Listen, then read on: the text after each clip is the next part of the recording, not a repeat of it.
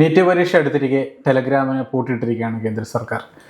June 22 വരെയാണ് താൽക്കാലിക നിരോധനം ഏർപ്പെടുത്തിയിരിക്കുന്നത്.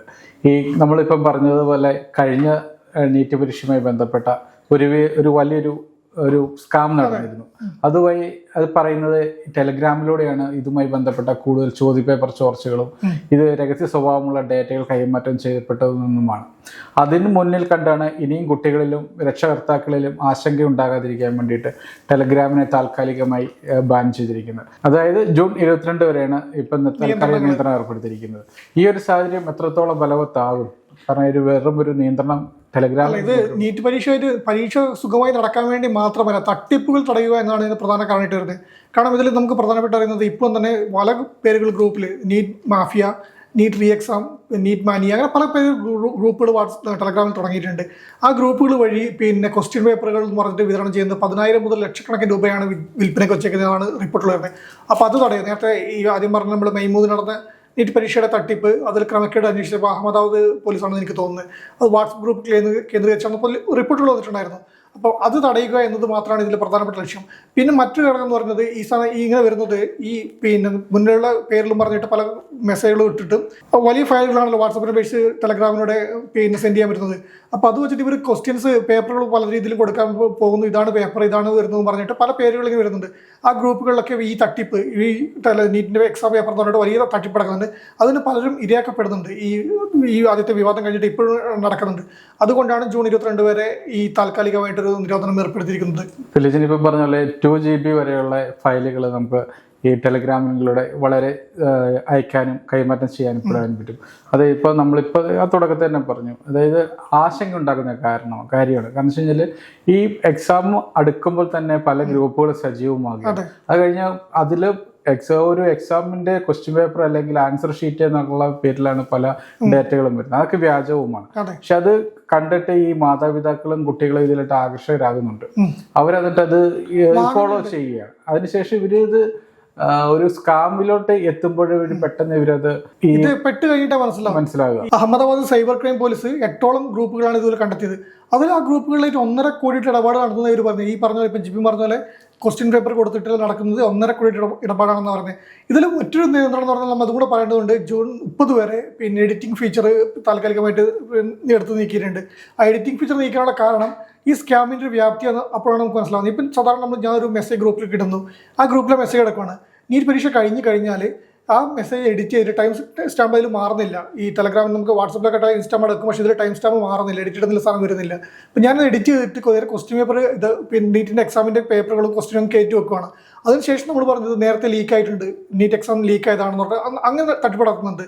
നേരത്തെ ലീക്ക് ആയതാണ്, ഈ പരീക്ഷ നമ്മൾ നേരത്തെ കൊടുത്തിട്ടുണ്ട് എന്ന് പറയാം. ആ ഒരു തെളിവ് സഹിതം അങ്ങനെ കാണിച്ചിട്ട് വീണ്ടും ആൾക്കാരെ പറ്റിക്കാനും അടുത്ത തവണയ്ക്കും ഈ സ്കാം നടത്താനും പറ്റുന്നുണ്ട്. ചോദ്യപേപ്പർ ചോർന്നെന്നുള്ളൊരു വ്യാജ നെഗറ്റീവ് ഉണ്ടാക്കാൻ ഇവർക്ക് പറ്റുന്നുണ്ട്.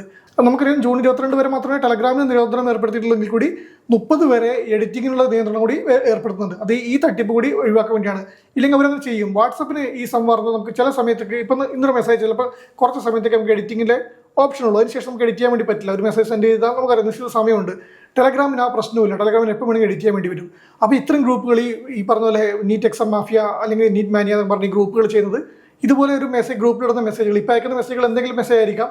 എക്സാം പേപ്പറിൽ കിട്ടിക്കഴിഞ്ഞാൽ ഇവരത് എക്സാം കഴിഞ്ഞ ശേഷം അത് എഡിറ്റ് ചെയ്തിട്ട് ഈ പറഞ്ഞ 2 GB ഉള്ള വലിയ ഫയലുകൾ, ചോദ്യം ഉത്തരവുമുള്ള ഫയലുകൾ കയറ്റി വെച്ചിട്ട് നേരത്തെ നമ്മൾ ലീക്കാക്കിയാണ് ചോദ്യപേപ്പർ ചോർന്നേ എന്നൊരു നെഗറ്റീവ് സൃഷ്ടിക്കുകയാണ്. അത് വലിയ രീതിയിലുള്ള തട്ടിപ്പുകൾക്കാണ് വഴിവെക്കുന്നത്. ഇപ്പം ഇപ്രാവശ്യത്തെ ചോദ്യം ഇതും കാണിച്ചു അവർ ഇപ്പം ജൂൺ 22 എക്സാം നടക്കുന്നു, നമ്മൾ ജൂൺ 20 ക്വസ്റ്റ്യൻ കൊടുത്തിട്ടെന്ന് പറഞ്ഞിട്ട് അടുത്ത വർഷത്തെ നീറ്റ് എക്സാമിന് ഇവർക്ക് ഈ ഗ്രൂപ്പുകൾക്ക് വിശ്വാസത്തിലെടുക്കാനും ഈ പറഞ്ഞ പോലെ പാവപ്പെട്ട വിദ്യാർത്ഥികളെ അല്ലെങ്കിൽ ഇത്തരത്തിലുള്ള പ്രലോഭനങ്ങൾ വീഴുന്ന വിദ്യാർത്ഥികളെ പണം തട്ടാനും അവർക്ക് കഴിയുന്നുണ്ട്. അതൊക്കെ കൊണ്ടാണ് ഒരു നീക്കം, ഒരു മുൻകരുതൽ എന്ന് പറഞ്ഞ് ഇപ്പം ചെയ്തിരിക്കുന്നത്. ഫിലിജും പറഞ്ഞ പോലെ വ്യാജ ഗ്രൂപ്പുകൾ അല്ലെങ്കിൽ ചാനലുകൾ ടെലഗ്രാമിലുള്ള ഇവയിൽ പലതും തന്നെ ഇതുവരെ നാഷണൽ ടെസ്റ്റിംഗ് ഏജൻസി ഇതുവരെയായിട്ട് അത് റിമൂവ് ചെയ്തിട്ടുണ്ട്. പക്ഷെ അപ്പോഴും വളരെ അധികം ഗ്രൂപ്പുകൾ ഇപ്പോഴും സജീവമാണ്. അതിലൂടെ തന്നെ ഇടപാടുകൾ നടക്കുന്നുണ്ട്, പണം വാങ്ങുന്നുണ്ട്. അതുപോലെ തന്നെ ഈ ക്വസ്റ്റ്യൻ പേപ്പറിന്റെ ഈ ഡമ്മികളായിട്ടുള്ള പേപ്പറുകൾ ഇറങ്ങുന്നുണ്ട്. ഇത് എവിടെയെങ്കിലും വരുമോ അല്ലെങ്കിൽ ഇത് എവിടെയെങ്കിലും കിട്ടുമോ എന്നറിയാൻ വേണ്ടി ഇപ്പോഴും മാതാപിതാക്കൾ അലഞ്ഞിടക്കുകയാണ്. അതിന് പിന്നിൽ പ്രവർത്തിക്കുന്ന ഇങ്ങനെയുള്ള തട്ടിപ്പ് സംഘങ്ങളാണെങ്കിൽ പോലും ഇതുമായി ബന്ധപ്പെട്ട് പ്രവർത്തിക്കുന്ന പണ്ട് പറയാറുണ്ടല്ലോ ഈ പിന്നെ നമ്മുടെ യുവജനോത്സവത്തിൽ വരുമ്പോൾ അപ്പീൽ കൊടുക്കുന്ന സമയത്ത് യുവജനോത്സവത്തിലെ ജഡ്ജസിനെ സ്വാധീനിക്കാനും മറ്റു മാർക്ക് കൊടുക്കാനും പൈസ കൊടുക്കാനും കോഴ നടത്തുന്നത് കേട്ടിട്ടുണ്ട്.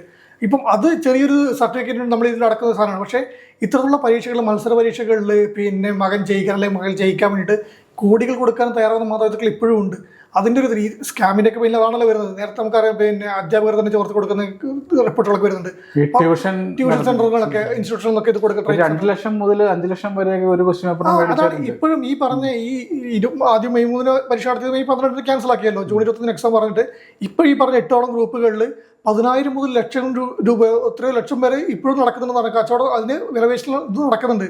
ആ റിപ്പോർട്ടുകളുടെ അടിസ്ഥാനത്തിലാണ് പിന്നെ മന്ത്രാലയത്തിന് പരാതി കൊടുത്തതും ഈ NTA മന്ത്രാലയത്തെ സമീപിച്ചതും ഇത് റദ്ദ് ചെയ്തു.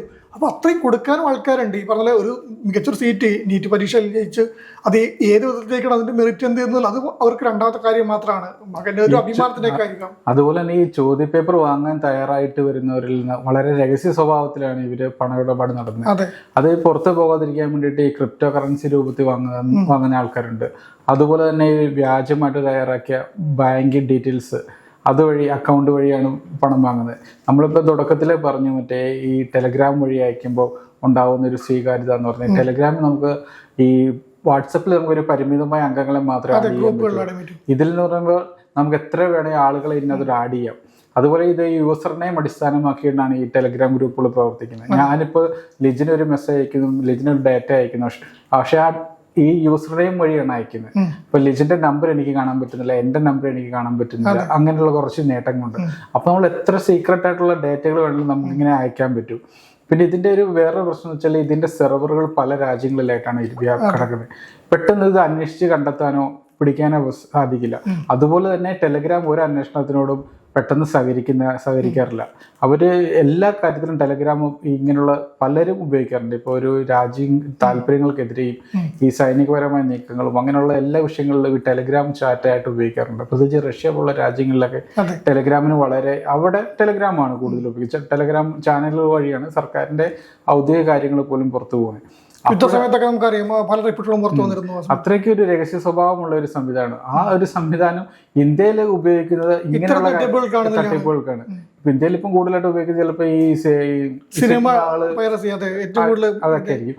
പിന്നെ ഇപ്പൊ ഉപയോഗിക്കാൻ റോക്കേഴ്സൊക്കെ ഉണ്ടല്ലോ. ആദ്യമായിട്ട് ടെലഗ്രാം ഇവിടെ കുപ്രസിദ്ധി നേടിയത് ഈ സിനിമ ലീക്ക് ആകുന്നതിന്റെ പേരിലാണ്, അല്ലെങ്കിൽ പ്രിന്റ് ഇറക്കുന്നതിന്റെ പേരിലാണ്. അതുപോലെ തന്നെ ഇപ്പൊ ലിജിൻ ഇപ്പൊ പറഞ്ഞ പോലെ തന്നെയുള്ള ഒരു വേറെ കാര്യം എന്ന് പറഞ്ഞാൽ ഈ ടെലഗ്രാമിന്റെ ഈ ആ ഒരു സംവിധാനത്തിൽ എന്ന് പറഞ്ഞാൽ വാട്സപ്പിനെ അപേക്ഷിച്ച് ഇവിടെ കുറേയും കൂടെ സേഫ് ആണ്. വാട്സപ്പ് എന്ന് പറയുമ്പോൾ നമുക്കത് പലരെ ആ ഗ്രൂപ്പിലുള്ളവരെ കാണാൻ പറ്റും, ഗ്രൂപ്പിലുള്ളവരുടെ നമ്പർ കാണാൻ പറ്റും, അയാൾക്ക് പ്രൊഫൈൽ പിക്ക് കൊണ്ടെങ്കിൽ അത് കാണാൻ പറ്റും, എല്ലാം കാണാൻ പറ്റും. ഇവിടെ എന്ന് പറയുമ്പോഴത്തേക്കും അങ്ങനെയുള്ള കാര്യത്തിൽ എല്ലാ രഹസ്യ സ്വഭാവമാണ് ഉള്ളത്. പിന്നെ വേറൊരു കാര്യം എന്ന് പറഞ്ഞു കഴിഞ്ഞാൽ ഇപ്പോൾ ഈ തട്ടിപ്പ് നടക്കുന്ന കാര്യം നമ്മളിപ്പോൾ പറഞ്ഞു. ഒരു വ്യാജ പ്രൊഫൈല് അല്ലെങ്കിൽ വ്യാജമായിട്ടുണ്ടാക്കുന്ന ഒരു ക്വസ്റ്റ്യൻ പേപ്പർ, ആ ക്വസ്റ്റ്യൻ പേപ്പർ ഇപ്പോൾ പഴയതായിരിക്കാം, അല്ലെങ്കിൽ ഇപ്പോൾ നിലവിൽ ഇപ്പോൾ ഡെമ്മിയായിട്ട് ഉണ്ടാക്കി വെച്ചിരിക്കുന്നതായിരിക്കും. അപ്പോൾ മാതാപിതാക്കൾ കരുതുന്നു അല്ലെങ്കിൽ കുട്ടികൾ കരുതുന്നു ഇത് ഒറിജിനൽ. അപ്പോൾ അവർക്കിത് കാണിക്കാൻ ഈ പറഞ്ഞ നേരത്തെ ടൈം സ്റ്റാമ്പ് എഡിറ്റ് ചെയ്ത സാധനം ഉണ്ടാവില്ല. അപ്പോൾ നമ്മൾ എപ്പോഴും ചെയ്യുന്നതാണ്, നമുക്ക് പേപ്പർ കിട്ടും, നമുക്ക് അതിൽ ഇതെന്ന് പറയുമ്പോൾ ലക്ഷം കൊടുത്താലും കുഴപ്പമില്ല. കാരണം ഈ പരീക്ഷയിൽ സീറ്റ് ലഭിക്കുമ്പോൾ അപ്പുറം കൊടുക്കേണ്ട പണം ഇവിടെ കൊടുക്കുക എന്നുള്ളത് മാത്രമാണല്ലോ. എക്സാം പാസ് ആയാലും അല്ലെങ്കിൽ നമുക്ക് മറ്റു രീതിയിൽ സീറ്റ് നേടാൻ വേണ്ടി കൊടുക്കേണ്ട ലക്ഷങ്ങൾ ഇവിടെ കൊടുത്ത് നമ്മൾ ലക്ഷം അത് കുറച്ച് ഭാഗങ്ങളിൽ കരുതുന്ന രക്ഷിതാക്കളാണ് കൂടുതലുള്ളത്. അവരെയാണ് ഇവർ വലയിലാക്കുന്നത്. അത് വലിയ രീതിയിൽ ഈ പറഞ്ഞ 8 ഗ്രൂപ്പുകളിൽ നിന്ന് 1.5 crore പറയുന്ന സമയത്ത് അത്രയും വരുമ്പോൾ ഇത് എത്രത്തോളം കണ്ടുപിടിക്കാൻ പറ്റാത്ത ഗ്രൂപ്പുകൾ ഉണ്ടാവും, എത്ര ഗ്രൂപ്പുകൾ ഇനി ഇതിന് പുറത്തുണ്ടാവും, അത് വലിയ പ്രശ്നം തന്നെയാണ്. അപ്പം ഈ നീറ്റ് പരീക്ഷയുടെയൊക്കെ മൊത്തത്തിലുള്ള ഈ മത്സര പരീക്ഷകളൊക്കെ ബാധിക്കുന്ന വിഷയമായിട്ട് ഇത് മാറും. അപ്പം ഇതിനൊക്കെ ഈ പറഞ്ഞ പോലെ വാട്സപ്പിനെ അപേക്ഷിച്ച് പല ഒരു വിധത്തെ പറഞ്ഞത് ഉപയോഗിക്കാൻ രണ്ടിനും നല്ല വശങ്ങളും ചീത്ത വശങ്ങളും ഉണ്ടല്ലോ. അപ്പം അത് മാത്രം കണ്ട് ഉപയോഗിക്കുന്നവർക്ക് വരുമ്പം അതിന് തടയാൻ കുറച്ചധികം ബുദ്ധിമുട്ടാണെന്നില്ല, സംശയമൊന്നുമില്ല. ഈ സന്ദേശം അയക്കുന്ന ആൾക്കും ലഭിക്കുന്ന ആൾക്കും മാത്രമേ ഇത് വായിക്കാൻ പറ്റുകയുള്ളൂ എന്നുള്ള ഒരു പ്രത്യേകത. അതായത് ഇപ്പം ഞാനിപ്പോൾ ലിജിനൊരു മെസ്സേജ് അയക്കുന്നു, ലിജിന് തിരിച്ചെനിക്കുന്നു, അത് നമുക്ക് രണ്ടുപേർക്കാണ് വായിക്കാൻ പറ്റുക. ഇപ്പോൾ വേറെ ആൾക്കത് വായിക്കാൻ പറ്റില്ല എന്നൊരു കാര്യമുണ്ട് ഈ ഗ്രൂപ്പ് വഴിയൊക്കെ ഉള്ളതാണെങ്കിൽ പോലും. പക്ഷെ ഇവിടെ നമ്മൾ പറയുന്ന ഒരു സുരക്ഷയുടെ കാര്യം പറയുന്നുണ്ട്. നമ്മളിപ്പോൾ ഇങ്ങനെയുള്ള സ്കാമിന് വേണ്ടി ഇപ്പോൾ ഇന്ത്യയിലെ ടെലഗ്രാം കൂടുതലായിട്ട് ഉപയോഗിക്കുന്നു എന്നുള്ളത്. പക്ഷേ ഇന്ത്യയിലിപ്പോൾ നമ്മൾ ഈ നീറ്റ് പരീക്ഷയും ബന്ധപ്പെട്ട അന്വേഷണം തുടരുമ്പോഴും ഈ ഇതിനെ ബാൻ ചെയ്യാനാണ് ഇപ്പോൾ ഇത്ര ദിവസത്തേക്ക് ഇത് ബാൻ ചെയ്ത് താൽക്കാലിക ബാനിങ് ആണ് നമ്മൾ നടത്തുന്നത്. പക്ഷെ അപ്പോഴും ഇവരുടെ ഈ പ്രവർത്തനങ്ങളിൽ എങ്ങനെയാണ് നടക്കുന്നതെന്നോ എവിടെ നിന്നാണ് പ്രവർത്തനങ്ങൾ നടക്കുന്നതെന്നോ കാര്യത്തിൽ എത്താൻ പറ്റിയിട്ടില്ല. വളരെ ബുദ്ധിമുട്ടുള്ള കാര്യമാണ്. അതിപ്പോൾ നമ്മൾ ഇവിടെ മാത്രമല്ല ഒരുവിധം എല്ലാ രാജ്യങ്ങളിലും ടെലഗ്രാമിനെ ഫോളോ ചെയ്യുക, അവരുടെ നീക്കങ്ങൾ പരിശോധിക്കുക, കണ്ടുപിടിക്കുക ഇച്ചിരി പ്രയാസകരമായ കാര്യമാണ്.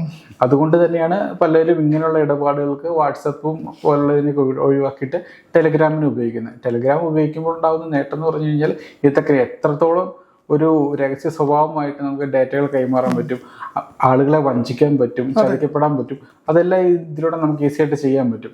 ആ ഒരു മാർഗം തന്നെയാണ് ഈ നീറ്റ് പരീക്ഷയുമായി ബന്ധപ്പെട്ടും ഇവിടെ ഈ തട്ടിപ്പ് നടത്തുന്നവർ ഉപയോഗിക്കുന്നത്. ഇവിടെ പെട്ടെന്ന് വിദ്യാർത്ഥികളും മാതാപിതാക്കളും ഒരുപോലെ വഞ്ചിതരാകും എന്നുള്ളതാണ്.